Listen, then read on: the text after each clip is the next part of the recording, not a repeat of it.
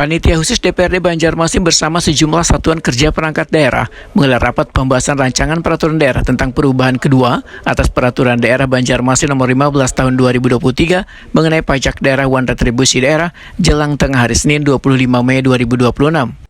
Rapat yang berlangsung di ruang rapat Komisi 2 DPRD Banjarmasin ini dihadiri perwakilan Badan Pengelolaan Keuangan Pendapatan Wan Aset Daerah, BKPSDM, Dinas PUPR, Dinas Lingkungan Hidup, Dinas Kesehatan, Dinas Perhubungan, Disbud Porapar, Bagian Hukum Setda Banjarmasin hingga Rumah Sakit Umum Daerah Sultan Suryansah. Ketua Komisi 2 DPRD Banjarmasin Muhammad Faisal Haryadi Wahirtakuni usai rapat memadahkan pembahasan Perda kada berkaitan dengan rencana menaikkan pajak maupun retribusi daerah. Menurut politisi Partai Amanat Nasional ini, pembahasan lebih difokuskan gasan mencari formulasi supaya berbagai potensi daerah nang selawas ini belum memiliki dasar hukum dapat dimanfaatkan sebagai sumber pendapatan asli daerah.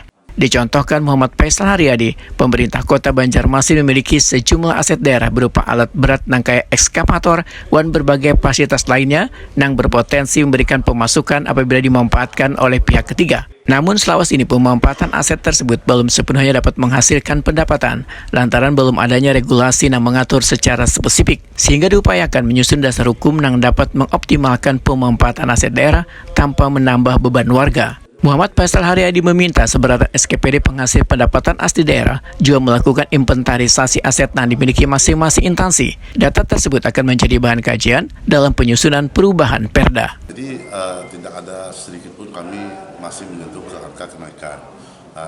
Kami lebih utamanya ini mencoba mencarikan formulasi yang selama ini potensi-potensi daerah itu masih belum bisa terpungut. Kita ambil contoh, pokoknya katakanlah kita mempunyai banyak ekskavator, kemudian kita mempunyai banyak aset-aset lainnya. Jadi yang selama ini belum ada dasar hukumnya, sehingga pada saat pihak ketiga atau vendor bisa menggunakan itu bisa menjadi potensi masukan kita di PAD kita. Nah itu seperti itu contohnya.